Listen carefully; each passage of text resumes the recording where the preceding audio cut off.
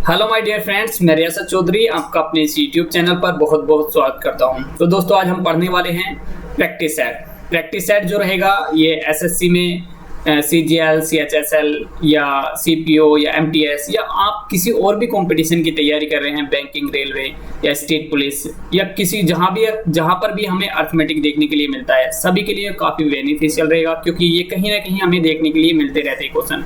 ये क्वेश्चन हर एक एग्जाम में बहुत ज़्यादा रिपीट होते हैं। तो हमारा जो पहला क्वेश्चन है वो हम देख लेते हैं। वो किस तरह का क्वेश्चन है? वो है नंबर बेस्ड क्वेश्चन, यानी कि नंबर सिस्टम बेस्ड क्वेश्चन। तो इसमें क्या है, इसमें जो दे रखा है, देखो एक बार ध्यान से देखेंगे तो आपको दिखाई देगा कि इसमें नेचुरल नंबर का सम दे रखा है, यानी कि 1 2 3 4 5 नेचुरल नंबर है ना हमारे पास, तो 50 फिर 49। तो यानी कि हम दो सीरीज में काम करेंगे, यानी कि 2 सीरीज में इसको तोड़ लेंगे, सेपरेट कर लेंगे कि एक तो 1 से 50 तक, एक यहाँ से 1 से 49 तक, यानी कि इधर से इसको ऐड करना स्टार्ट करेंगे और इसको इधर से करना स्टार्ट करेंगे। तो नेचुरल नंबर के सम के लिए हमारे पास फॉर्मूला होता है n+1/2। ओके, इसका हम यूज करेंगे, बहुत आसानी से इसको सोल्व कर लेंगे। कैसे? देखो यहाँ तक का हम सोल्व करेंगे 50 × 51/2 और प्लस यहाँ से हो जाएगा 49 × 50/20 वो 2। तो यहाँ से 25 टाइम्स कैंसिल हो जाएगा और ये 25। इसकी मल्टीप्लाई करेंगे तो कितना आ जाएगा? 25 1 जा 25 और 25 5 जा 125 और 2 जो हो जाएगा आपके पास तो 127। तो यहाँ से ये आ जाएगा, इसका सम करेंगे, इसकी मल्टीप्लाई करो एक बार। 25 9 जा कितना होता है? 225। यहाँ से 12 मतलब 22 कैरी हो जाएगा और जो 20 की मल्टीप्लाई करेंगे 40 से 100 और 22 122। ओके, इनका सम करेंगे, कितना आ गया? 2500। ओके, तो यहाँ से कौन सा ऑप्शन मिल गया हमें? 2 ऑप्शन मिल गया। तो ये बहुत आसान था, इसलिए हमने बहुत आसानी से कर लिया। नेक्स्ट क्वेश्चन हमारे पास देखते हैं क्या है। ये क्वेश्चन है, बहुत आसान क्वेश्चन है, क्वेश्चन नंबर 2। देखो इसमें क्या करेंगे, बेसिकली इसमें क्या करना होता है, बहुत आसान होते हैं, कई बच्चे इसको कर ही नहीं पाते, उनको समझ नहीं आता कहाँ से स्टार्ट करें, लेकिन आप इधर से स्टार्ट करें इस क्वेश्चन को सोल्व करना। और यहाँ से क्या है, ये जो 49 है, इसका 49 का आपको पता होता है 7 होता है। अब जो 7 है यहाँ से निकल करके क्या आ जाएगा, ये जो पूरा नंबर बनेगा वो ये बनेगा 29 + 7। इस तरह से इतने पोर्शन की बात करें तो हम, ओके, तो यहाँ से इसको जब सोल्व करेंगे तो ये आ जाएगा 36। तो इस तरह से यहाँ 36 आ गया और यहाँ से 36 से क्या निकलेगा? 6। तो ये 6 कहाँ पे? यहाँ पे ऐड हो जाएगा, जैसे अभी हमने यहाँ पर किया था ये 6, और ये दोनों मिलकर क्या बनाएंगे? 25। और 25 से यहाँ से रूट से 5 निकलेगा और यहाँ पे आ जाएगा, और ये 5 बनाएगा 16, और 16 से क्या रूट निकल के 4 आएगा और 4 यहाँ पर ऐड हो जाएगा, ये आ जाएगा 9, और रूट 9 की वैल्यू कितनी होती है? 3। बस यही इसका आंसर था। तो इस तरह से कर सकते थे, बस एक छोटी सी अप्रोच थी, आपने थोड़ा सा स्मार्टली वर्क करना था तो आपका हो जाना था। नेक्स्ट क्वेश्चन देखते हैं हमारे पास क्या है। यह है हमारे पास बोर्ड मास रूल बेस्ड क्वेश्चन। बहुत आसान है, इसको आप इजीली कर सकते हो, बस थोड़ा सा स्मार्टली काम करना है। देखो क्या करते हैं, हमारे सबसे पहले जो तरीका रहता है हमारे पास, हम जो सबसे छोटी ब्रैकेट होती है उसके अंदर जाते हैं। ओके, उसमें भी सबसे पहले हम डिवाइड करते हैं। ओके, डिवाइड वाला पोर्शन सोल्व करेंगे। तो यहाँ से जो 2.25/k है इसको लिख लेंगे और यहाँ से 3.2 हो जाएगा, यहाँ पर प्लस, तो यहाँ पर एलसीएम लेंगे और k की इसमें मल्टीप्लाई कर देंगे, तो ये यहाँ से मिल जाएगा 3.2k प्लस 2.25/k, इस तरह से मिलेगा। ओके, अब ये इसकी माइनस की मल्टीप्लाई करूंगा तो यहाँ माइनस आ जाएगा और ये भी माइनस हो जाएगा, क्योंकि ये माइनस अंदर मल्टीप्लाई करेंगे ना। अब यहाँ से देखो, अब ये जो 3.2 है यहाँ पर इसके k से मल्टीप्लाई करेंगे तो यहाँ से ये सबके डिवाइड में आ जाएगा, एलसीएम लेते हैं तो यहाँ से ये कैंसिल हो जाएगा। आपको जो यहाँ से जो कर्ली ब्रैकेट है, यहाँ से यहाँ तक का जो पोर्शन सोल्व होने के बाद क्या मिलेगा आपको? सिर्फ ये, यानी कि आपको मिलेगा 2.25/k, यहाँ से माइनस का, इतनी करली ब्रैकेट से। अब देखो कितना पोर्शन बचा, यहाँ से बचा। अब हम जो हमारे पास क्लोज ब्रैकेट है इसके अंदर आते हैं जब, तो क्या मिलेगा आपको? मिलेगा 1.6 माइनस 2.25/k। तो यहाँ से इसको सोल्व करेंगे तो फिर से इसकी मल्टीप्लाई इसमें हो जाएगी, तो 16k - 2.25। यहाँ से देखो एक बात और बताऊं, इस माइनस की जब मैं मल्टीप्लाई करता तो यहाँ से ये प्लस हो जाता है फिर से, क्योंकि ये माइनस की मल्टीप्लाई अभी हमें करनी बाकी थी ये वाले की, तो इसकी माइनस की यहाँ पर ये प्लस का, और यहाँ से ये, चलो जैसे भी था ये प्लस का, लेकिन यहाँ प्लस का ये आ जाएगा। तो अब देखो यहाँ से ये प्लस का और ये माइनस का। ओके, तो अपॉन यहाँ से कितना आ जाएगा? k। अब इसके बाद हमारे पास क्या बच रहा है? यहाँ पर बच रहा है 3। ओके, तो अब 3 की मल्टीप्लाई कर दो इसके साथ में, तो 3k हो जाएगा, तो सबके डिवाइड में आ जाएगा, और साथ में ये भी तो चल रहा है हमारे ये वाला, तो इसके k की इधर मल्टीप्लाई कर दो, ये मल्टीप्लाई में चल जाएगा, तो 3k में से ये निकालेंगे तो कितना बचेगा? 4.5k। देखते रहना, एक एक चीज बहुत आसानी से हो रही है ये, ठीक है, कुछ भी नहीं है इसमें।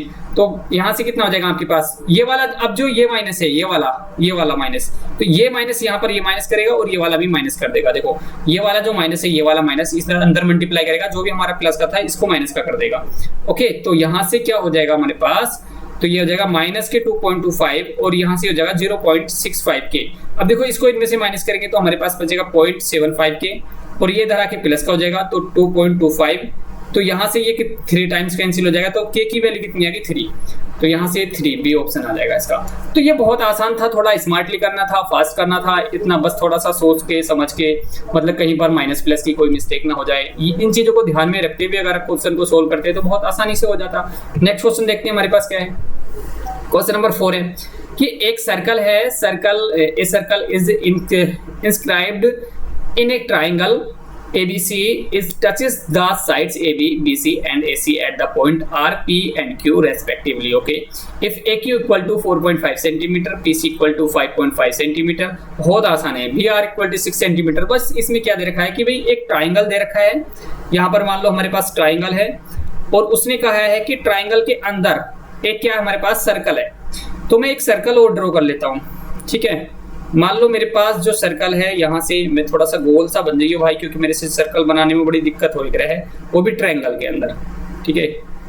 यहाँ से देखो भाई ये हो गया सर्कल। ओके, ये मान लो ABC है हमारे पास, ABC, फिर उसने पॉइंट दे रखे हैं कि ABC के साथ में उसकी RPQ, यहाँ से R है, ये P है और ये Q है। ओके, फिर उसने इनकी साइड्स की वैल्यू दे रखी है, AQ की साइड दे रखी है 4.5, तो देखो ये 4.5 है तो ये भी 4.5 हो जाएगी, क्योंकि टेंजेंट इक्वल होते हैं हमारे पास, ये इसके इक्वल होगा, ठीक है, ये इसके इक्वल होगा और ये वाली इसके वाली के इक्वल हो जाएगी। ओके, तो और क्या कौन सी साइड दे रखी है उसने, PC दे रखी है, PC कौन सी है, ये वाली साइड, तो कितने है 5.5, ये 5.5 दे रखी है तो ये भी 5.5 हो जाएगी भाई, सीधी सी बात है। और फिर उसने क्या दे रखी है BR, मतलब ये 6 दे रखी है तो ये भी 6 हो जाएगी।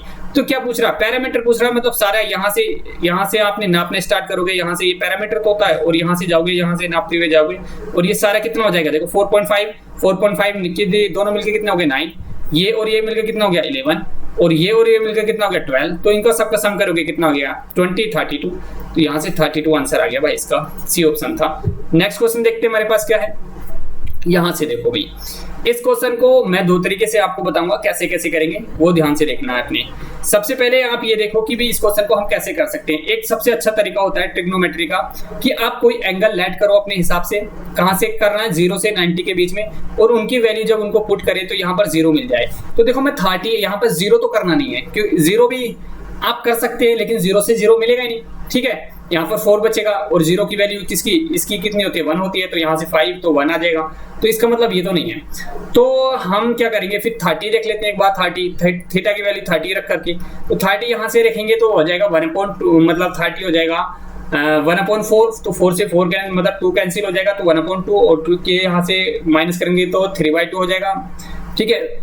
तो देख लेते हैं, और यहाँ से क्या बचेगा, तो ये तो नहीं आएगा, मतलब ये भी नहीं आएगा, तो इसका मतलब थीटा की वैल्यू 60 रख कर देख लेते हैं, तो 60, क्योंकि 45 भी नहीं आएगा, क्योंकि 45 ये और ये इक्वल हो जाएगा, फिर से 4 बच जाएगा, तो 45 तो नहीं आएगा, 60 रख के देख लेते हैं। तो 60, मैं आपको दूसरा तरीका बताऊंगा बिना मतलब कॉन्सेप्चुअल तरीके से, बिना मतलब कोई वैल्यू माने, तो 2 तरीके से बताऊंगा आपको। तो यहाँ से 60 रख के देख लेता हूँ एक बार, तो 4 - 2 साइन स्क्वायर 60 की क्या होती है आपके पास वैल्यू, 60 की होती है, डायरेक्ट ले लेता हूँ 4 - 2 और 60 की वैल्यू होती है आपकी साइन 60 की √3/2 का होल स्क्वायर। ओके, और यहाँ से -5 और यहाँ से हो जाती है 1/2, तो यहाँ से तो 2.5 हो गया, तो यहाँ से इसका ये बचा आपके पास 2 बचेगा, क्योंकि इसका स्क्वायर हटाएंगे तो, और यहाँ से 3 बच जाएगा, तो ये आ जाएगा आपका 1.5, यानी कि इसमें से माइनस करेंगे 1.5, तो कितना बचेगा आपके पास 2.5, तो 2.5 तो इसका मतलब 0, तो मतलब यही है। तो एंगल की वैल्यू आप क्या रखेंगे 0, मतलब 60 रख सकते हैं, क्योंकि ये वैल्यू 0 आ गई, इक्वल आ गया। तो देखो एंगल की वैल्यू यहाँ क्या रख दोगे 60, तो साइन 60 की वैल्यू होती है 3/2 और यहाँ √10 60 की वैल्यू होती है √3, तो कितना गया, अरे कितना हो गया आपके पास, आधा ये हो गया कि हो गया, तो कितना गया 3/2, तो 3√3/2 ये आ गया। देखो कौन सा ऑप्शन है, तो ये ऑप्शन आ गया। इस तरह से कर सकते हैं। अब मैं एक तरीका और बता रहा हूँ जो आपका कॉन्सेप्चुअल तरीका रहेगा, वो भी देख लेते हैं एक बार, ठीक है। वो कैसा है देखो, उसको कैसे करेंगे, वो क्या करेंगे आप, जैसे यहाँ पर देखा 4 - 2, यहाँ से लिखेंगे 1 - cos square theta, cos square theta लिख देंगे साइन स्क्वायर थीटा को -5 और cos theta, okay, equal to 0। अभी यहाँ से क्या कर सकते हैं हम, इसका जब इसकी मल्टीप्लाई करेंगे 2 आ जाएगा, यहाँ पर 2 आ जाएगा, तो यहाँ से तो प्लस का 2 मिलेगा और ये माइनस प्लस का टू कोस स्क्वायर थीटा मिलेगा, तो ये मिल जाएगा 2 कोस स्क्वायर थीटा और ये माइनस के 5 कोस थीटा और प्लस का 2 इक्वल टू 0। अब देखो इसके इक्वेशंस बना लो, यहाँ से 4 माइनस का 4 और माइनस का 1 मिल जाएगा, तो यहाँ से वैल्यू क्या मिलेंगे, इसका मतलब यहाँ से हम 2 से डिवाइड करेंगे तो उधर जाके प्लस का एक तो 2 मिल गई और दूसरी क्या मिलेगी 1/2, तो 1/2, तो ये तो पॉसिबल नहीं है, यही पॉसिबल है। और कोस थीटा इक्वल टू 1/2 किसकी वैल्यू होती है, 60 की वैल्यू होती है, तो कोस थीटा इक्वल टू कोस 60। अरे तो थीटा की वैल्यू 60 आ गई कि नहीं, तो फिर तो अभी तो निकाला ही है, फिर यहाँ पे 60 रख के तो सोल्व कैसे कर सकते हैं वो हमने पहले ही सीख लिया। नेक्स्ट क्वेश्चन देखते हैं हमारे पास क्या है। यह भी एक ट्रक एक निश्चित गति से 384 किलोमीटर की दूरी तय करता है, यदि गति में 16 किलोमीटर प्रति घंटा की कमी कर दी जाती है तो वह समान दूरी को तय करने में 2 घंटे अधिक समय लेता है। तो किलोमीटर प्रति घंटा में इसकी मूल गति कितना 75% है। तो देखो बेसिकली उसने क्या कहा है कि जो उसकी पहली वाली स्पीड थी ना उसका 75% निकालना, तो पहले तो स्पीड ही निकाल लो।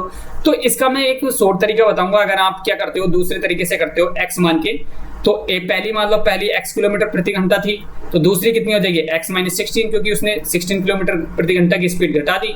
तो फिर इसको क्या करोगे, टाइम निकालोगे, कैसे निकालोगे, 384 बटे x - 16, तो यहाँ से टाइम मिल जाएगा, इसमें से माइनस करेंगे तो 384x, तो यहाँ से 2 आ जाएगा। इस इक्वेशन को सोल्व करेंगे तो बहुत लेंथी हो जाएगा, लेकिन एक तरीका और है हमारे पास, S1 S2 upon difference of speed, okay, into time equal to होता है डिस्टेंस, ये वाला। तो इससे करेंगे तो बहुत आसानी से हो जाएगा। देखो S1 S2 हमारे पास स्पीड हमारे पास नहीं है, हम इसको ऐसे लिख लेते हैं एक बार S1 S2 को, और डिफरेंस दे रखा 16 किलोमीटर पर आवर, मतलब 16 किलोमीटर प्रति घंटा की रफ्तार जो उसकी कम हो जाती है, और टाइम तो 2 आवर्स, और डिस्टेंस कितनी है 384। अब देखो ये कितनी बार कट जाएगा, 92 बार, 192 बार, ओके। तो यहाँ से S1 into S2 equal to कितना आ जाएगा, 192 गुणा 16। तो अब देखो S1 और S2 क्या है हमारे पास, यानी कि जो दो स्पीड है उनका जो डिफरेंस है वो 16 है। तो इनके कुछ ऐसे फैक्टर कर लो जिनका डिफरेंस 16 मिल जाए। तो देखो इसको थोड़ा सा तोड़ लेते हैं, मैंने 4 से मल्टीप्लाई की इसकी, तो यहाँ से मैंने 4 से डिवाइड किया, तो 4 कितना हो गया, 4 चौक 16, और बचा यहाँ से आपके पास 3, 4 अट्ठे 32 और इंटू 16।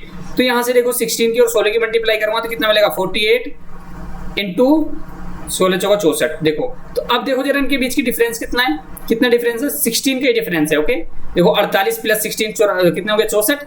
तो इसका मतलब देखो एक स्पीड अगर 48 किलोमीटर पर आवर है तो दूसरी 64 किलोमीटर पर आवर है, तभी तो इनका 16 डिफरेंस आ रहा है। तो इसका मतलब पहली जो स्पीड है वो 64 है, वो घट करके 48 बच गई है, यही तो मतलब है। तो 64 का 75% निकाल दो, तो 75% का मतलब है 3/4। तो इससे काटा कितने बार कट गया आपके पास, 16, और 16 3 48 किलोमीटर प्रति घंटे की स्पीड आ गई। भाई किधर है, ये आ गया आंसर। नेक्स्ट क्वेश्चन देखते हैं हमारे पास क्या है। इसमें देखा यदि 120 में x% की कमी करने से 40 में x% की वृद्धि करने के समान परिणाम मिलता है, तो भाई जैसे बोल रहा है वैसे कर दो। देखो 120 में क्या करना है, x% की कमी करनी है, तो 100 माइनस x ऐसे लिखते हैं अपॉन 100, और फिर क्या करते हैं 40 में x% की वृद्धि कर दो तो बराबर हो जाते हैं।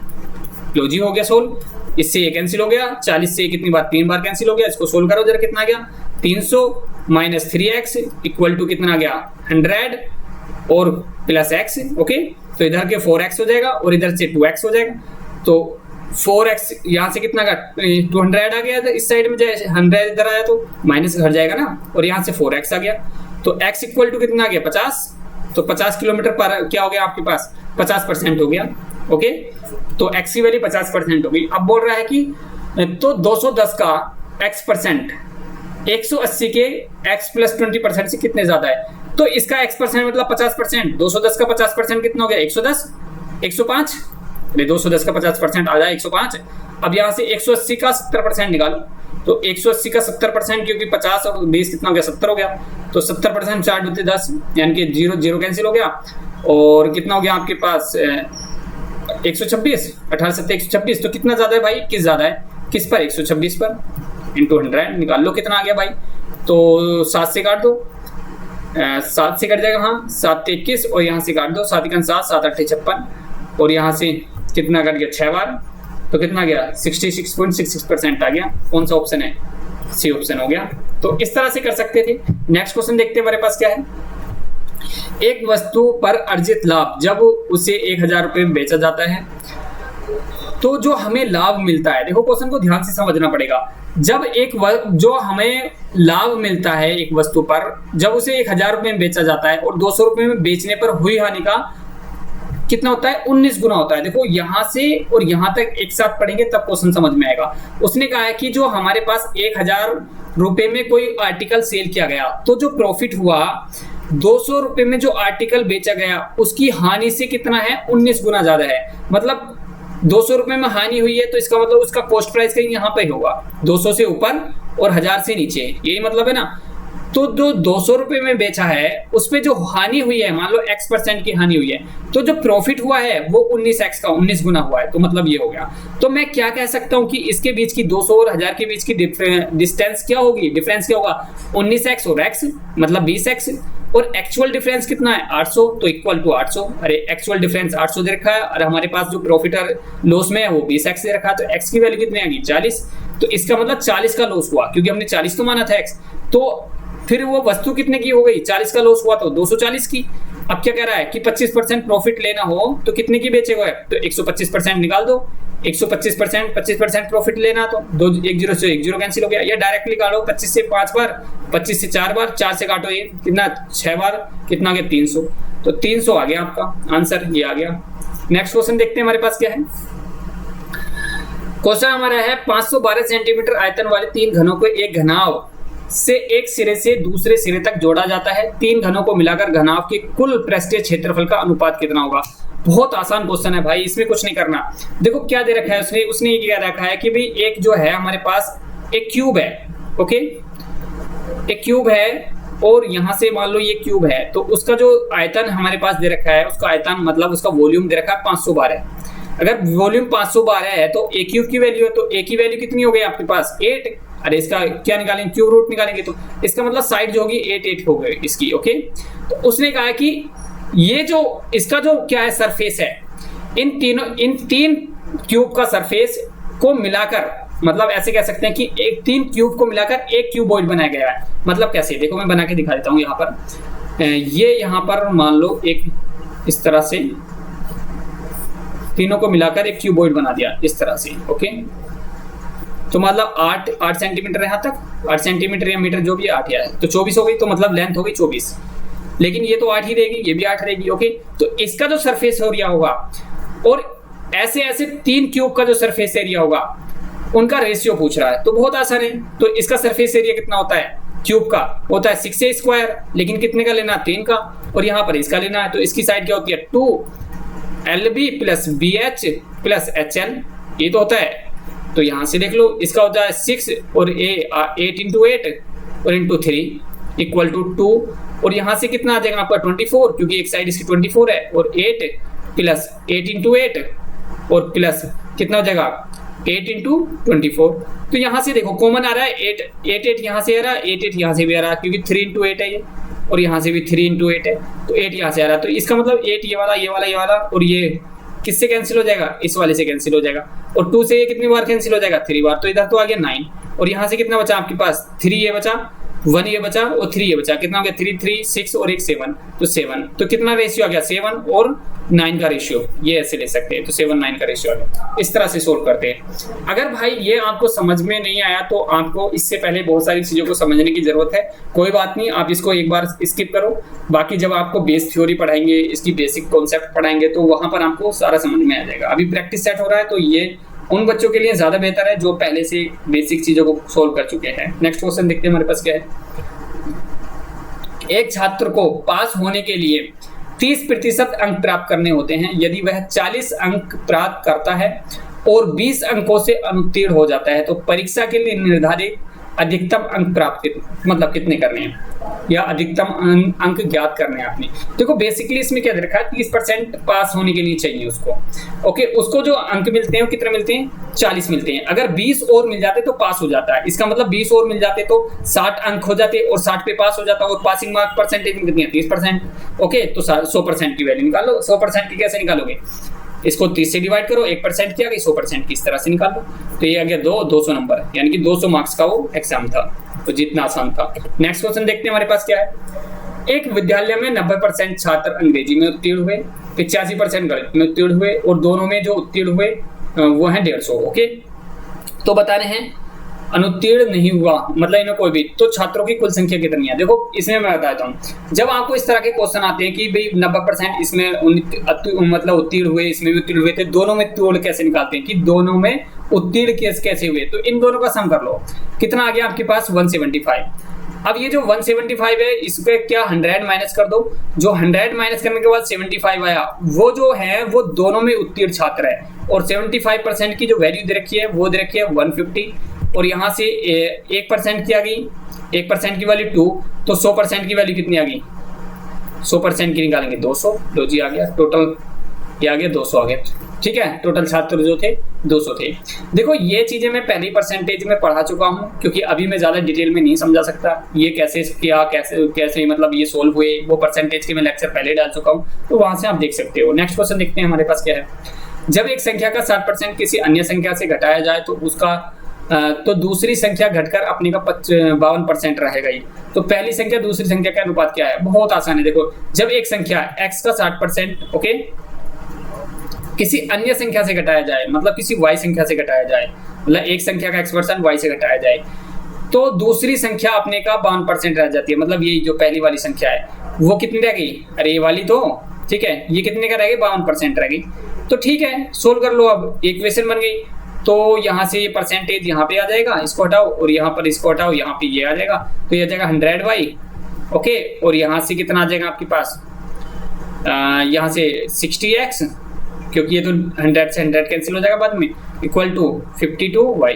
तो यहाँ से 62 आ जाएगा और ये माइनस करेंगे तो 48 आ जाएगा। तो क्या कर सकते हैं 48y equal to 52x। Ratio किसका निकालना, पहली संख्या का दूसरी संख्या से, तो पहली तो ये है, तो x upon y equal to कितना हो जाएगा आपके पास 48 अपॉन x अपॉन y 52। तो काट लो, किससे कट रहा है भाई देख लो, तो 12 चौकट नहीं से कटेगा। देखो एक बार कौन से टेबल से कट रहा है, 8 नहीं 6 से कट जाएगा, नहीं कटने का, एक बार 4 से काट ले, 4 1 4 4 दुनिया 4 से काट लिया, 4 1 4 4 3 12, तो फिर ये तो 12 और 13 का रेशियो आ रहा भाई। क्वेश्चन में क्या पूछा है आपसे 40, अरे भाई ये 60 है, मैंने क्या कर दिया यहाँ पे, ये 60 है, इसको 60 करना था, कोई बात नहीं। यहाँ पे क्या है हमारे पास 60 है, ये 60x है ना, कोई बात नहीं, यहाँ से 12 से काट ले, 12 48 12 5 60, 4 और 5 का रेशियो आ गया, डी आ गया। नेक्स्ट क्वेश्चन देखते हैं हमारे पास क्या है। राम का खर्च व बचत का रेशियो ये दे रखा है, तो उसकी आय में 10% की वृद्धि होती है और उसका खर्च भी 12% बढ़ जाता है, तो उसकी बचत में कितनी प्रतिशत की वृद्धि। बहुत आसान क्वेश्चन होते हैं यहाँ पर। देखो उसमें दे रखा है कि राम का खर्च व बचत, मतलब ये खर्च है, ये बचत है और यहाँ पर आय आ जाती है। आय कब आती है, जब इन दोनों को ऐड कर देते हैं। तो यहाँ पर मान लो ये 3 है, ये 2 है, तो ये कितनी हो जाएगी 5 हो जाएगी। मैं 2 0 लगा लेता हूँ अपनी तरफ से। क्यों लगाता हूँ ये मैंने डिटेल में जब बताया, जब मैंने परसेंटेज का लेक्चर पढ़ाया था, इसलिए लगाया क्योंकि थोड़ी सी सहूलियत हो जाती है उसको सोल्व करने में। अब इसका 10% मतलब आय में 10% बढ़ जाती है, आय 10% बढ़ जाती है तो कितनी हो जाएगी 550। अरे इसका 10% निकलेंगे 50 आएगा, तो 550 हो गया। अब इसके खर्च में कितना बढ़ जाता है 12%, तो इसका 12% निकला 32 36 रुपये आ गया, तो 336 हो गया। अब देखो इनका सम करो कितना आ गया, क्योंकि देखो अब क्या है बचत कितनी आएगी, अगर खर्च ये है आपका 336, आय 550 है, तो बचत कितनी होगी कि आय में से खर्च कम कर दो बचत बच जाएगी। अरे आय में से क्या कर दो, आय में से खर्च को घटा दो, तो कितना आएगा 4 1 2 2 से 14 कितना बढ़ गया 14 रुपये बढ़ गया। ठीक है, पहले से जो बचत है उसकी 14 रुपये बढ़ गई। तो पूछ रहा है कि कितने % वृद्धि हुई, तो भाई कितनी 14 रुपये की वृद्धि हुई, किस पर 200 पर इंटू 100, तो 2020 7% की वृद्धि हुई। लो जी आगे आंसर किधर है, ये पहला। नेक्स्ट क्वेश्चन देखते हैं हमारे पास क्या है। एक थोक व्यापारी किसी खुदरा व्यापारी को 12 वस्तुओं को 9 वस्तुओं के अंकित मूल्य पर बेचता है। बहुत आसान है। देखो इसमें क्या है, यदि खुदरा व्यापारी उन्हें उनके अंकित मूल्य पर बेचे तो उसका लाभ प्रतिशत क्या होगा। देखो इसमें क्या है, जो आपके पास एक तो है आपका होलसेलर ने उसको कितना दिया, 12 वस्तुएं दी, 9 का दाम लिया, ठीक है।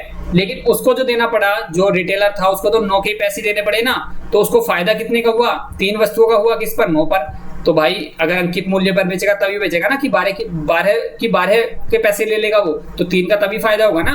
तो 3 का फायदा हो जाएगा 9 पर इंटू 100%, लो जितना परसेंट प्रॉफिट हुआ, तो 3 से कितना गया, 33 से ही 1/3% आ गया। इतना आसान था ये था।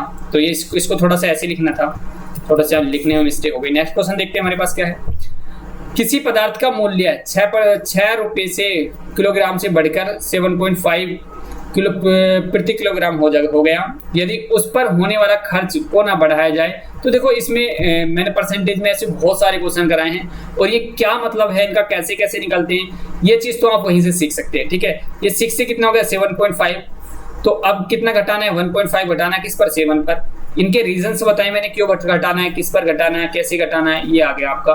तो ये कट गया आपका 5 बार, 5 से कट गया 20 बार, 20% आ गया आंसर, ठीक है। 20% इसका सही आंसर है। कैसे है वो भाई मैंने पहले लेक्चर में समझा दिए हैं। अभी मैं सारा कुछ समझा, इतना डिटेल में नहीं बता सकता, नहीं तो लेक्चर बहुत लंबा हो जाएगा। 20 क्वेश्चन है हमारे पास। एक व्यक्ति एक वस्तु के विक्रय मूल्य में से अपने व्यापारिक खर्च को 40% घटाकर भी 20% का लाभ प्राप्त कर लेता है, उस वस्तु का विक्रय मूल्य लागत मूल्य से कितने प्रतिशत अधिक है। देखो इसे बहुत आसानी से कर सकते हैं। कैसे करते हैं इसको देख लो। इसमें क्या है, उसमें दे रखा है, उसने रखा कि एक व्यक्ति विक्रय मूल्य में से अपने व्यापारिक खर्च को 40% घटाकर भी 20% का लाभ प्राप्त कर लेता है। तो बेसिकली इसमें है क्या, इसमें यह है कि भाई वो 20% प्रॉफिट कर लेता है। पहले तो ये बताओ कॉस्ट प्राइस कितनी होगी, 100 रुपए अगर होगी, तो प्रॉफिट कब करेगा, जब 120 का बेचेगा, 20% का। तो ठीक है, ये जो 120 आया है वो कब आया है, वो जब आया कि यहाँ पर कोई एक्स अमाउंट था, उस पर 40% का क्या हुआ, डिस्काउंट हुआ, 40% घटाया ना, तो 60% हुआ। इसका 60% की ही किसका क्या हो गया, 120 के बराबर हो गया। ओके, तो यहां से कितना हो गया आपके पास, ये कट गया आपके पास 2 बार, और 200 से इसकी मल्टीप्लाई करके कितने आ गए, एक्स वाली कितनी आ गई, 200। तो कितना बढ़ा भाई, कॉस्ट प्राइस से। अब वो कह रहा है कि उस वस्तु का विक्रय मूल्य लागत मूल्य से कितना अधिक है। तो पहले तो देखो कितने परसेंट अधिक है, तो पहले 100 अधिक है, 100 है कि नहीं है। यहाँ पर कॉस्ट प्राइस क्या, 100, विक्रय मूल्य कितना, 200, तो कितना अधिक है, 100 अधिक है। किस पर, 100 पर, तो 100 पर अधिक है, 100 इंटू 100, तो कितना आ गया आपके पास, देख लो भाई, अरे 100% ही आ गया, तो 100 डी ऑप्शन आ गया। नेक्स्ट क्वेश्चन देखते हैं हमारे पास क्या है। एक व्यक्ति का अंकित मूल्य है कितना, 2500 है। यदि दुकानदार अंकित मूल्य पर 2 क्रमिक छूट प्रत्येक x% प्रदान करता है, तो उसे 1056 एकल छूट के बराबर है। यदि वह अंकित मूल्य पर केवल x% छूट प्रदान करता, तो वह नई वस्तु का विक्रय मूल्य क्या होता। देखो इस तरह के क्वेश्चन को कैसे करते हैं हम, इसमें एक तरीका बताऊंगा, ट्रिक बताऊंगा आपको कैसे करते हैं। इसमें क्या करते हैं, हमारे पास ये जो अंकित मूल्य है, अंकित मूल्य को इस तरह से लिख लेते हैं आप, ठीक है। पहले आपको क्या लेके आने पड़ेगा, विक्रय मूल्य लाना पड़ेगा। तो विक्रय मूल्य क्या होगा भाई, अगर छूट ये हो जाती है तो विक्रय मूल्य क्या होगा, तो 2500 में से इसको माइनस कर दो तो विक्रय मूल्य मिल जाएगा आपको। अरे छूट को माइनस कर दो तो विक्रय मूल्य मिल जाएगा, कितना हो गया 4, और यहाँ से भी कितना आ जाएगा 4, और यहाँ से भी 4, 14 44 आ गया। तो ये विक्रय मूल्य है। तो बस इनका रेशियो निकाल दो 14 44 का। कितने साल की छूट है, 2 साल की, तो फिर स्क्वायर रूट निकाल दो। अगर 3 साल की होती तो क्यूब रूट निकाल देते। तो देखो सोल्व करो इसको, तो 25 से करेंगे तो 625, मतलब 4 से करेंगे तो, और ये करेगा 361, ये आ जाएगा। ओके, तो यहाँ से रेशियो कितना आया निकाल के, 25/19 ये आ गया। तो यहाँ से 25 की वैल्यू देखिए 2500, तो 19 की वैल्यू कितनी होगी, 1900। इसका मतलब 1900 की पहली अगर एक छूट होती तो 1900 की होती, मतलब अगर x% की छूट होती ना तो सिर्फ 1900 की होगी। ये चीजें देखो, अभी मैं फिर से वही बात सेम बात मैं बोल रहा हूँ कि ये चीजें आपको अगर डिटेल में समझनी है तो भाई आपको लेक्चर लेने पड़ेंगे। नेक्स्ट क्वेश्चन देखते हैं हमारे पास क्या है। नेक्स्ट क्वेश्चन, चक्रवृद्धि ब्याज पर कितनी राशि पहले वर्ष के अंत में 650 और दूसरे वर्ष के अंत में 676 रुपए होगी, कितनी राशि। तो यहाँ से देख लो भाई, रेट निकाल लो। देखो ये पहले वर्ष के एक साल बाद कितनी होगी, 650, फिर वही 650 कितनी हो गई, 676 हो गई, मतलब एक साल का रेट लगा ना इस पर। तो एक साल में कितना रेट लगा भाई, 676, कितने रुपए का लगा, 26 रुपए का, 26 रुपए का रेट लगा 650 पर। तो 26 रुपए का मतलब ब्याज लगा आपके पास 650 पर, निकाल लो इसको। तो 13 से काट लो, 13 दूनी 26, 13 पंजे 65, ये काट दिया 2 बार, तो कितना गया 4%। तो रेट कितना था 4% का था, तो आपने वो अमाउंट निकालना है। तो 4% के रेट से 650 हुआ है, तो इसका मतलब आप क्या निकालो, ये कितनी है 104% की वैल्यू है, तो 650 बटे 104 इंटू 100। ओके, ऐसे करो उसको। तो देखो काटो किससे क्या जाएगा, 13 पंजे 65 और 13 पंजे 65, 13 75, 63 63 104, 8 बार चला गया ना। तो 4 से काट लो 2 बार, 4 से काट लो 25 बार, और इससे काट लो फिर उससे 25 बार, तो 625 आ गया, 625 आ गया आंसर, 625 आ गया। नेक्स्ट क्वेश्चन देखते हैं हमारे पास क्या है। ब्याज, चक्रवर्ती ब्याज की निश्चित दर पर 240 रुपए 3 साल में 3000 रुपए हो जाते हैं, 6 साल बाद कितने होंगे। बहुत शॉर्ट ट्रिक बताऊंगा इसको बहुत आसान तरीके से। इसको क्या करते हैं, जो आपका क्या होता है प्राइस बढ़ के आता है, मतलब जो आपका सेलिंग प्राइस होता है, सेलिंग प्राइस ऊपर रखते हैं हम, और जो आपके पास क्या होता है पहले से होता है कॉस्ट प्राइस, उसको नीचे रखते हैं, और इसका क्या इक्वल टू किसके कर देते हैं, जो आपका टाइम मतलब टाइम दे रखा होता है उसका देख लेते हैं। कितना हो गया 3 साल है ना। तो यहाँ से देखो इसको पहले सोल्व कर लो, यहाँ से कितना करना, 2 0 से 2 0 कैंसिल, तो कितना आ गया 6 से काटेंगे 6 पंजे 30, 6 चौक 24, ये आ गया इक्वल टू कितना आ गया टी, यानी कि 3 साल में।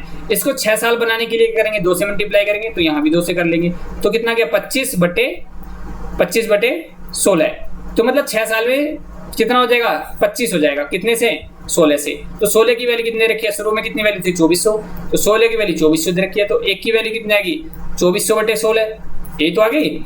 तो 8 से काट लो, 8 दूनी 16, 8 3 24, ओके 2 से काट लो 50 बार, कितना हो गया 150 हो गया, मतलब इसको 100 को काटेंगे तो कितना आ गया आपके पास 150। तो वैल्यू किसकी निकालनी है 25 की निकालनी है, क्योंकि 3 साल बाद मतलब 6 साल बाद कितना हो जाएगा 25 तो हो जाएगा, तो 25 की निकालेंगे तो 15 पंजे 75 और 15 दूनी 30, कितना हो गया 3750 आ गया आंसर। किधर है बी ऑप्शन। नेक्स्ट क्वेश्चन देखते हैं हमारे पास क्या है। उम्मीद है अभी मुझे लगता है बहुत सारे स्टूडेंट को समझ में नहीं आ रहा होगा, क्योंकि मैं बहुत ज्यादा फास्टली सॉल्यूशन निकाल रहा हूँ, क्योंकि ये प्रैक्टिस सेशन है तो ऐसे निकालूंगा, ठीक है। बस आपको समझना कि भी कहाँ पे क्या कर रहे हैं। नेक्स्ट क्वेश्चन देखते हैं हमारे पास क्या है। ए बी और सी की क्षमता का अनुपात 2 5 3 है एक साथ। अरे यार इसमें थोड़ा सा मिस हो गया, इसको इंग्लिश वाले को देख लेते हैं। The ratio of efficiencies of A B and C is 2 5 और 3 working together, they can complete a work in 27 days। B and C together can complete 4/9 part of together, ठीक है, ऑफ दैट। तो फिर बहुत आसानी से देखो कैसे करते हैं। उनकी एफिशिएंसी दे रखी है 2 5 और 3, तीनों की एफिशिएंसी कितनी हो जाएगी टोटल 10, ओके। तो 10 एफिशिएंसी दिन कितने लगा रहे हैं 27, तो टोटल वर्क आ जाएगा। यहाँ से टोटल वर्क किस तरह से निकालते हैं, ये 270 वर्क आ गया टोटल, कितना गया टोटल वर्क। अब कौन कौन कर रहा है, कौन कौन कर रहा है भाई, बी और सी कर रहे हैं, बी और सी कर रहे हैं ना, B and C together can 4/9 part, तो इसका 4/9 निकाल लो, 270 का 4/9 पार्ट कितने दिनों में कर देंगे, तो 4/9 पार्ट कितना हो जाएगा 4/9, यहाँ से 4/9 तो कितना आ जाएगा 3 30, तो 120, तो 120 पार्ट वो कौन कौन कर रहा है, बी और सी 8 मतलब दोनों से मिलकर, तो कितना है इनका 8, तो 15 120 15, तो 15 दिन आ गया आंसर, ठीक है। इस तरह से करते हैं। तो उम्मीद है ये सेशन आपको मजा आया होगा समझने में। मैंने थोड़ा फास्टली किया है कि कैसे कैसे करते हैं इनको, ये चीजें आप भी सीखो, आप थोड़ा सा स्लो करके बैक करके ये चीजें करके आप इस सेशन को देख लेना। तो आज का लेक्चर यही खत्म करते हैं। Thank you for watching this video, best of luck.